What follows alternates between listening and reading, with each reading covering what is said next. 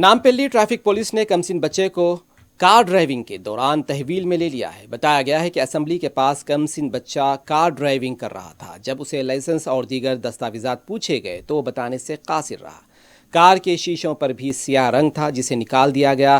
Car को जब्त कर लिया गया। पुलिस की तरफ से बार बार सरपरस्तों से कहा जाता है कि वो कमसिन बच्चों को गाड़ियां न दें। ये न सिर्फ उनके लिए बल्कि दूसरों के लिए भी खतरे का बायस हो सकता है।